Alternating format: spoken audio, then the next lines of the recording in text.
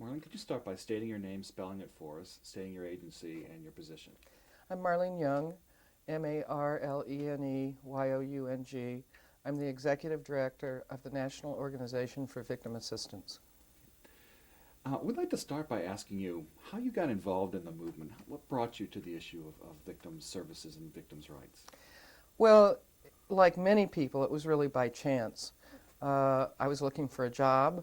I had a background in law and political science, and I came across an ad in a newspaper in which they were looking for a research director at the Multnomah County Sheriff's Department in Portland, Oregon.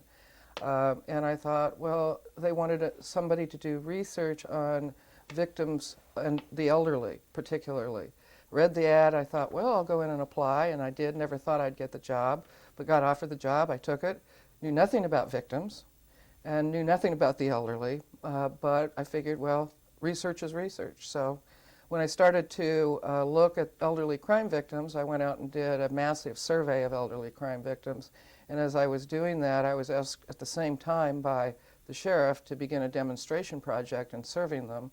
And so it caught my interest, and I began to see how badly victims were treated and thought, well, there ought to be more.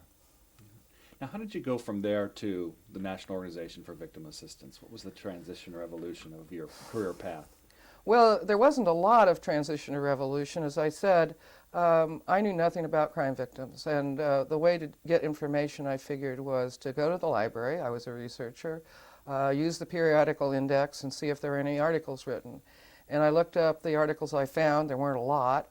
And I looked them up, I read them, and whenever I saw anything to do with victims, and there was an author or a reference, I wrote a letter, a massive letter writing campaign to say, tell me what you know.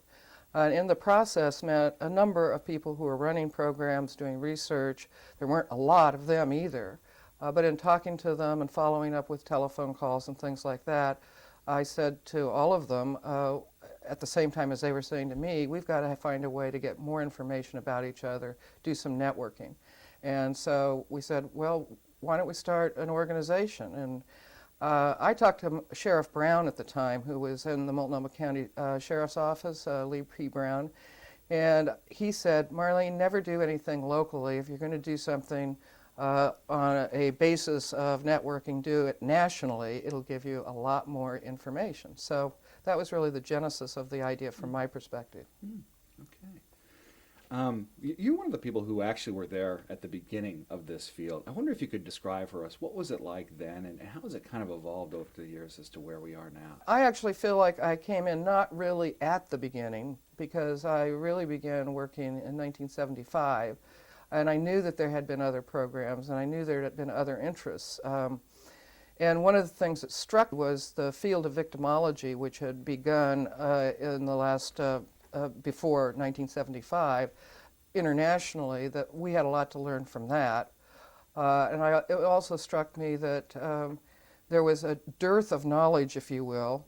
No one really knew what they were doing in terms of skills in serving victims. We used to laugh a lot about, flying by the seat of our pants, because there was no map for you. There was no way to say, well, I'm going to turn to this person and ask them how to do stuff, because there was no one to turn to. So in that sense, there was a huge void. I think another thing that was real clear to me is that no one outside of victims that you talk to directly cared about victims. And in fact, many people who were victims didn't even know they were victims, because the terminology or the concept of what a victim was wasn't really well recognized. I mean, there was nothing about defining about it. So they didn't have a role, they didn't have an identity. And I think that was striking to me, even in terms of part of how the movement got started. One of the seminal influences in research was Witness Cooperation, written by Frank Cannavale, who studied the process of witnesses in the system, and in fact came up with the idea that we should improve the treatment of witnesses. But it's striking in retrospect that that's what he was focusing on, is witnesses. It wasn't victim witnesses, it was witnesses. So you had to extrapolate from that, really, the idea and concept of victim. Now, there had been victimization surveys, and I think that contributed a lot to the initial sort of impetus to do something for victims. But the concept itself was not really well formed. How is the landscape for victims and their reality different today than it was, 20, 30 years ago when you first started this work? Well, from my perspective, there were a whole lot of things missing. Perhaps there wasn't anything there. You can start with the criminal justice system because really much of the victims movement focused initially around the criminal justice movement or criminal justice world. And you can compare it. You can say, in 1975, there were no protections for victims, protection from harassment. There was no protection from intimidation. There were no protections in the courtroom. There was no way, no sort of assistance for victims when they went into the courtroom. So there was no protections. There was no information given to them usually. They didn't find out about their case status. They didn't find out about whether or not anything happened, the disposition in the case. So they simply, if they were used at all, they were used as witnesses, but there was no acknowledgement that they had any role otherwise. You looked at the situation then and you would say to yourself, we talk today about a right to be counseled or a right to participation. There was no rights to participation. In fact, we often referred to victims as just one more piece of evidence in the trial process. There was virtually no reparations. It's true that a few states had compensation, but when I first started in the field, I think the number at that time was 16. So today you can say there's 50 states with compensation. There was an ability for judges to give restitution, but it was almost an anomaly for any judge to give restitution. And so victims would be a piece of evidence in the courtroom. And in fact, as one prosecutor told me once, he said, I woke up one day and realized that we were asking victims, if they were witnesses, to subsidize the criminal justice system. Because when they came into trial, which they had to, then they had to pay for their own parking. They had to take days off from work. They had to get child care. They were basically paying for all of their expenses, and all we cared about is that they showed up, and if they didn't, we could throw them in jail. Pretty bleak landscape, if you think about it. Many of the due process rights that have been achieved in victim rights weren't available. I think historically it's significant that one of the things that we had on our litany of rights for victims eventually was to have due process, by which we meant the defendant and the victim should have an even keel in the courtroom.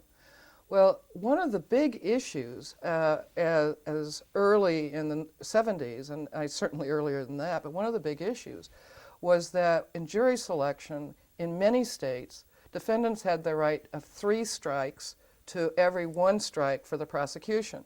Now that doesn't exist anymore, but if I talk to young people, even young lawyers, it's like, that could never have happened. Well, that was part of, the big difference in how victims were treated. Now that's just in the criminal justice system. But as I said, from my perspective, most of the efforts outside of rape crisis centers and domestic violence shelters, most of the efforts on behalf of other victims were on criminal justice assistance. In fact, if you were not involved in the criminal justice process, you just were not counted. And in this country, generally, about 80% of cases never get to the criminal justice system. And no one was focusing on the trauma. No one was focusing on crisis intervention. No one was focusing on family survivors as opposed to the direct victim. I think about today, we talk about survivors of homicide or the family members of victims. Well, back then, I remember talking to one victim on the courthouse steps, and she was crying, and this judge said to her, I said, how did it go? What was the problem? And she said, well, the judge just told me that he didn't care about me being in the courtroom. I had no right to be in the courtroom in this trial, and he said it might interfere with the defendant rights. And she said, but my daughter was killed. And he said, well, then she was the victim. You're not the victim. I mean, that's changed phenomenally in that area. So we now are looking at crisis issues, trauma issues, as well as the criminal justice issues. Okay, thank You talked about some of the changes that have occurred during the evolution of the field. What were some of the greatest challenges, some of the hurdles that had to be overcome to affect those changes? Well, I think there's probably two areas to look at that question. The first is sort of in the substantive area, I'd say, and I sort of alluded to it earlier, and that is this great lack of knowledge, this great lack of information, the lack of research, and also the great lack of understanding of practical skills. Most of us in the 70s were really inventing the knowledge base, trying to figure out what worked and then translating it into both practice, but also translating it into documents and the like, because that lack was there. The second area, I'd say, was this huge lack of awareness, which I alluded to. The fact that people didn't have a concept of it unless they'd been a victim and if they'd find themselves as a victim, and that most people didn't want to hear about it either unless it touched them. And that was so significant that in 1975, when NOVA was founded, the National Organization for Victim Assistance, when we generated an annual event to recognize victims and to look at their issues, the first name for that week or that day was National Forgotten Victims Week. It evolved over the years to what we now call National Victim Rights Week. But at that time, things were so bleak because of the lack of knowledge, victims were really invisible. And we had to overcome that as a barrier. And I think the third area was that there was no institutional support in the way of laws, legal institutions, and anything that gave victims any kind of method of being able to be heard in the institutional system. What did you find? And I think you mentioned a couple of them, but maybe you can expand a little bit. What did you find were the most effective strategies or secrets or tactics in accomplishing those successes?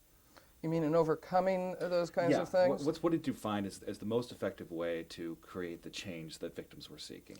Well, I think that I mentioned sort of in passing, but in terms of the lack of knowledge, what I felt we had to do, and I say this collectively, those of us that were interested, we had to do the research. We had to get the knowledge base. We had to form the framework for understanding. We had to develop the theoretical concepts that were needed.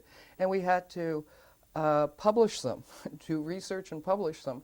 And I don't say that simply from a sort of former researcher's perspective. It was desperately needed to sort of bolster the conceptual basis of our field. I think in terms of public awareness, one of the things that I know some of us did was simply to say, there's no voice for victims. We're going to become that voice. And that meant creating or responding to any possibility for public speaking, to create or respond to any possibility of testifying in public forums, to do that as much as possible, which for many people meant really crisscrossing the country or their state and creating their own forums to be heard.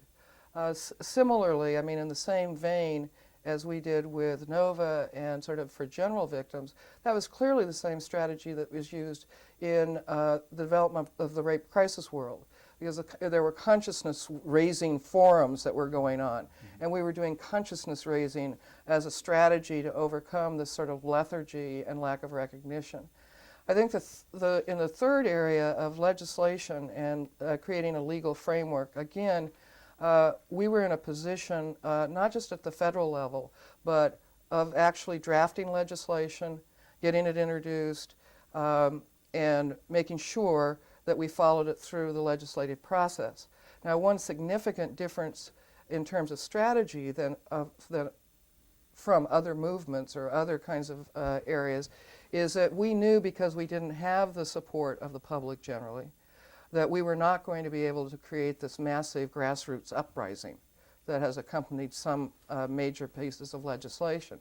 So we resorted to what I figure was kind of an effort of target lobbying and kind of an effort of secrecy in some ways, it slipping legislation through the legislature with the help of maybe one or two legislators taking on that issue.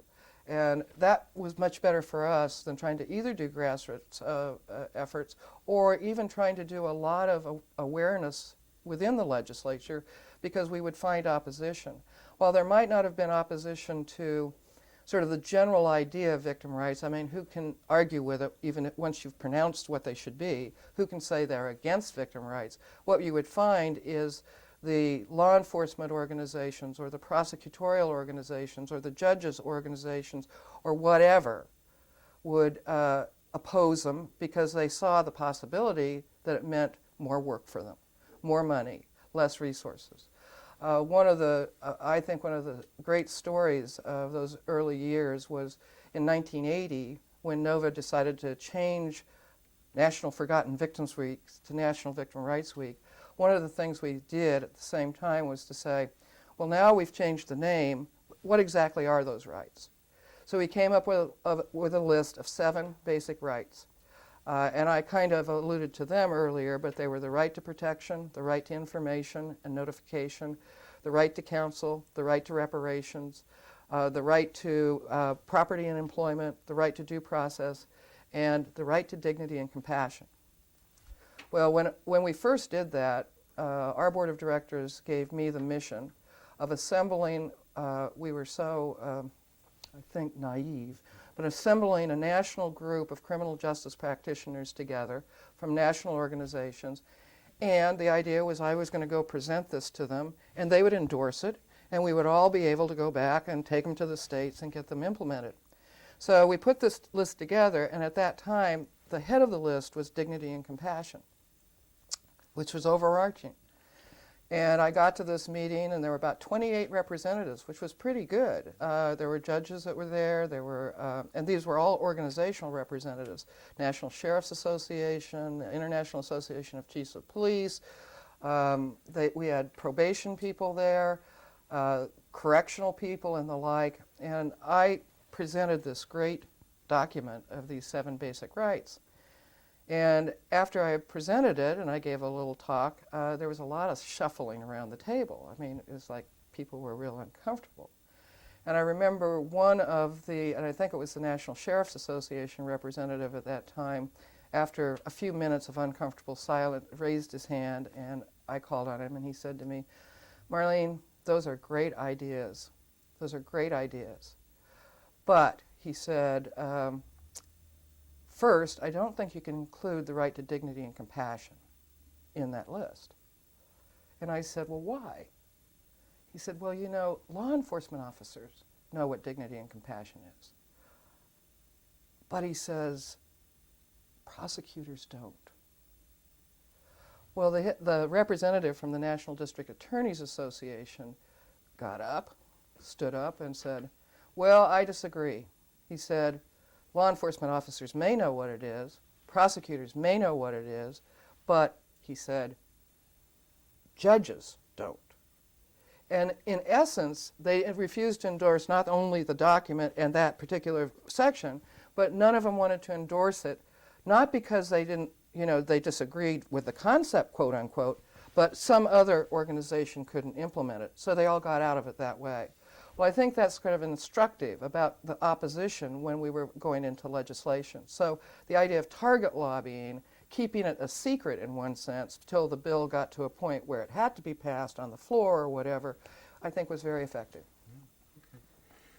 What, in your estimation, would you say are the greatest failures or maybe the greatest challenges left for the victims field? Well, I think there's some huge challenges. The first is the problem that we're facing with, again, the institutionalization of the movement. I think that when I go out and talk to groups now, in many cases I find that it takes a lot to inspire groups, even of victim advocates, because they have a 9-to-5 job, and that's a 9-to-5 job. They have salaries. They look at it as a job. Many of them graduate out of college on a career track, which is good, with an idea that, I'm going to become a victim advocate, which was unheard of early on. But as a result, it's looked at as a job. It's not looked at as a mission. And there's a big difference in the energy you pour into a job versus the energy you pour into a mission in most cases.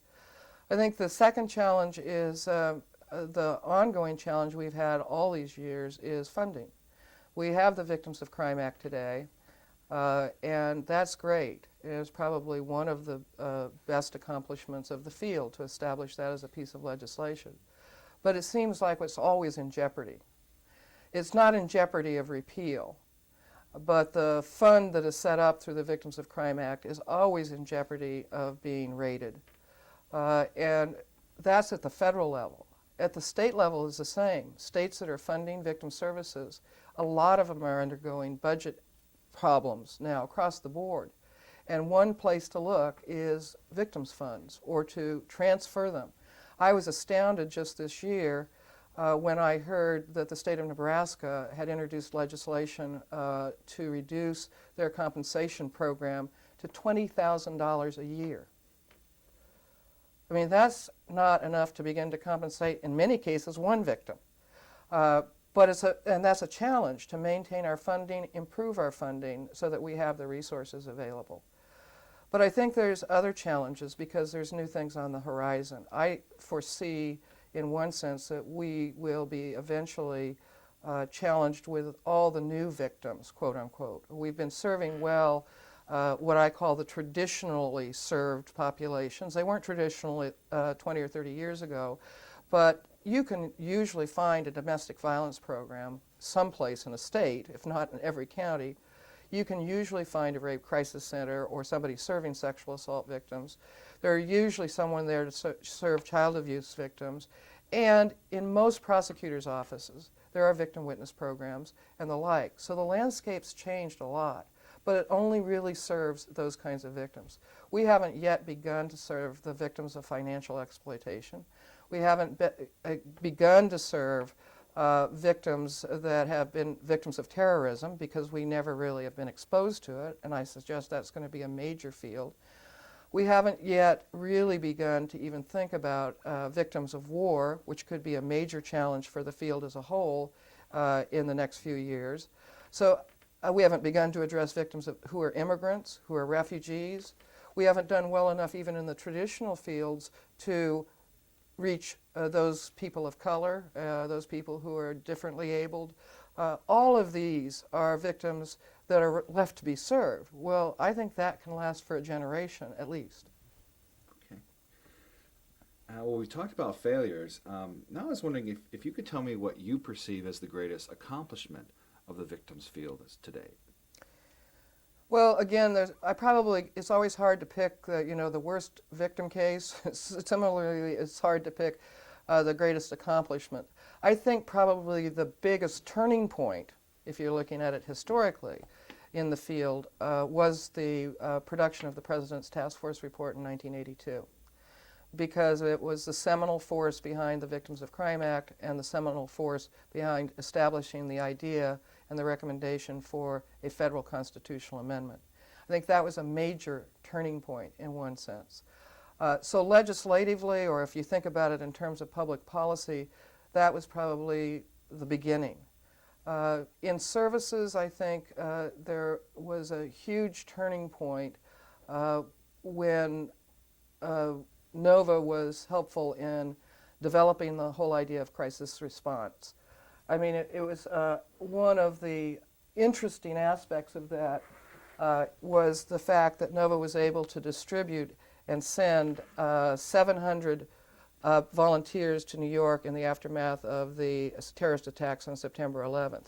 As a result of that, we produced this video which documents that whole effort. But all of those were volunteers with a background of professional training in crisis response, which is responding to the emotional aftermath for victims of terrorism as well as crime.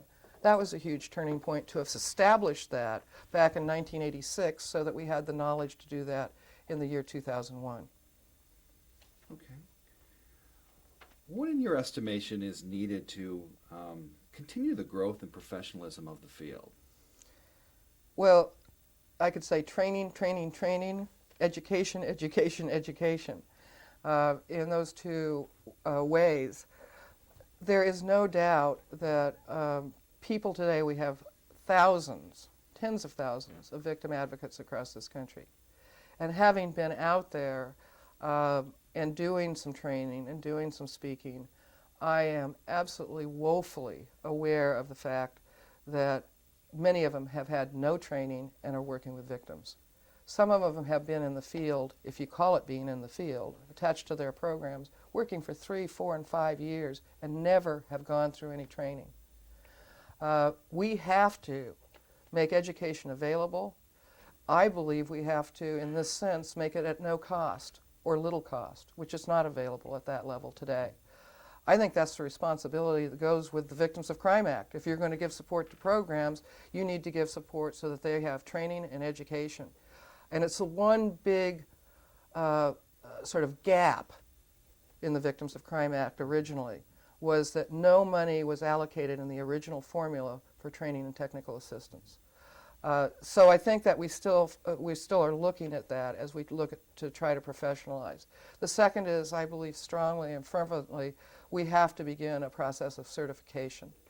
I know a lot of people refer to it as credentialing, and that's fine, but I really do think it's more than credentialing. I think it is certification. And I think probably people refer to it as credentialing because we want to kind of quietly get people used to the idea so it doesn't scare them. But I believe that involves more than just training. It means testing. It means establishing accountability. It means establishing commissions, if you will, which is fearful, but so that you can be, to use a parallel, disbarred. I mean, you should, at some point, if you have really sort of messed up with a victim, I think you should be told you're not going to be able to work in victim services. And that should be a part of your record. So if you go to another state, now I realize that we aren't even effective in doing that with doctors, and to some extent with not lawyers, but to me that's going to help make us professionals, is to hold ourselves accountable, get the training, and to certify ourselves. Okay, thank you. What advice would you give to a young professional or volunteer that is just now coming to the victims field? Train yourself and educate yourself.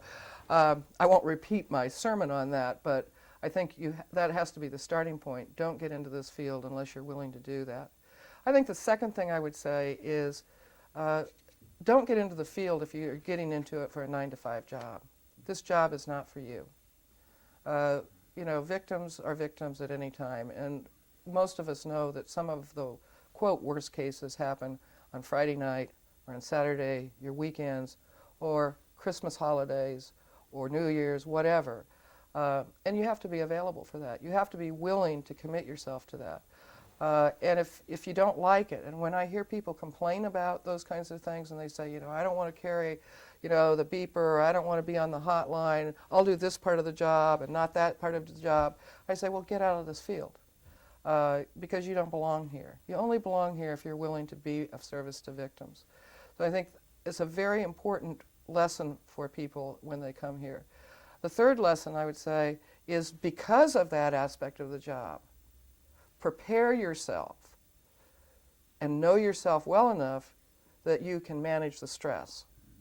This is a field, everyone has financial stress and everyone has probably family stress or job stress, but this field you're going to be exposed to murder, mayhem, and misery.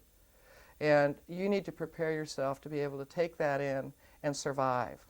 And that's a crucial issue for any new professional. Okay, yeah, thank you. What would you say is your greatest fear for the victims field at this point? Well, some I've already mentioned. The institutionalization or the lethargy, fear of being defunded clearly is a fear. I think one of the things, and perhaps this whole exercise is going to help address it, I really fear that most of the people who were sort of a part of starting the movement or are still in the leadership are, and I hate to say it, becoming older and older. And we're going to see a lot of our good resources retire out. And that doesn't mean they're going to lose their, you know, desire to be involved.